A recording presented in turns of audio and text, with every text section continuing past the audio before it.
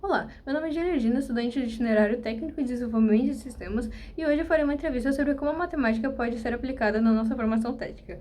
A ideia é entender melhor sobre como a matemática aparece no nosso dia a dia profissional e nas unidades curriculares em que estudamos. Qual é o seu nome? Gabriela Sena. Qual é o seu cargo na escola? Eu sou docente do curso técnico de desenvolvimento de sistemas. Na sua visão, qual é o papel da matemática no desenvolvimento de sistemas?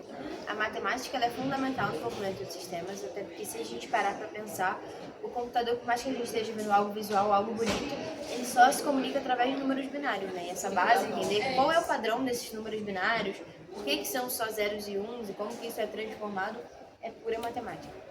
Na prática profissional, que tipo de problemas matemáticos costumam aparecer com muita frequência?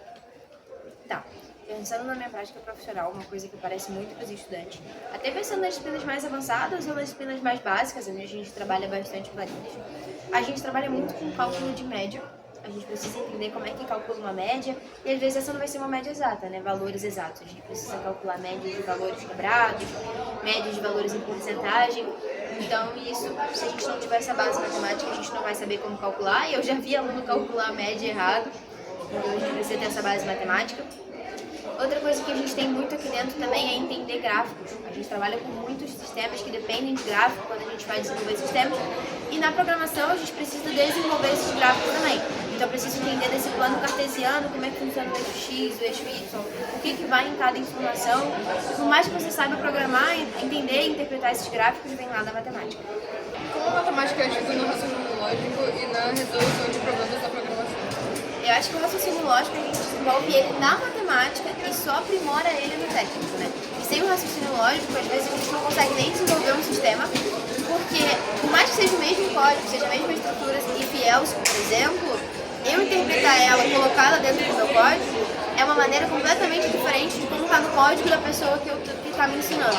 Então, sem esse raciocínio lógico, a gente não consegue fazer essa conversão. Você acredita que dominar conceitos matemáticos facilita o aprendizado de linguagem de programação? Por quê?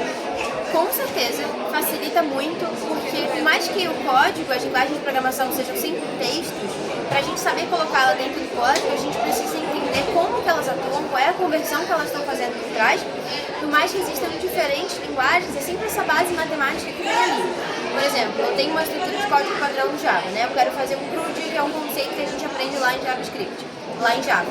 Aí agora eu quero fazer isso em outra linguagem.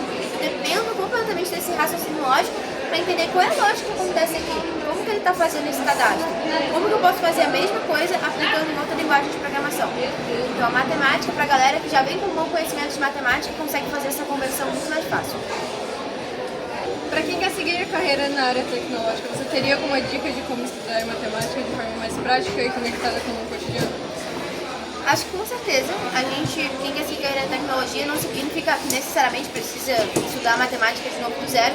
Tem muitos quiz na internet que a gente pode praticar, esses desafios lógicos mesmo, mas que pareçam bobos, eles realmente ajudam a gente a aflorar esse raciocínio lógico, a despertar essa parte do nosso cérebro e acabam ajudando quem trabalha nessa área.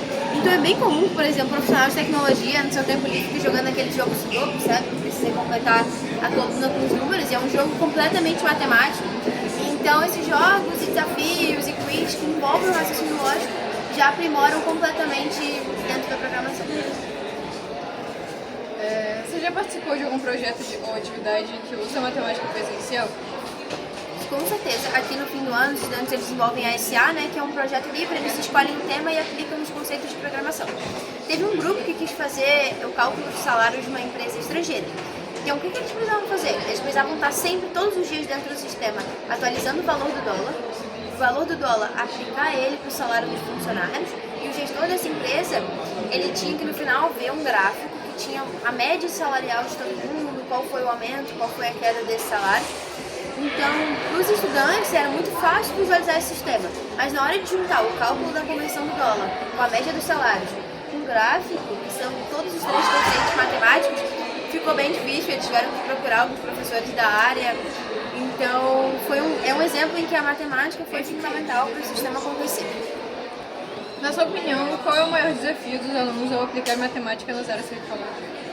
Eu acho que é sinceramente o raciocínio lógico. Por mais que pareça uma coisa muito básica, e é algo que a gente vem desenvolvendo na matemática desde os anos iniciais, até quando a gente é pequenininho e mexe com bloquinhos, é algo que os alunos, acho que eles ainda sentem muita dificuldade. Eu percebo que os alunos que desenvolveram mais esse raciocínio lógico chegam no técnico um pouco mais preparados e acabam sofrendo menos para aprender. Enquanto os outros que não desenvolveram, eles têm que aproveitar aqui dentro, desenvolver isso, e depois eles avançam dentro da programação. Então eu acho que a base do raciocínio lógico é o principal ponto-chave aqui que a gente sente falta no técnico. Isso.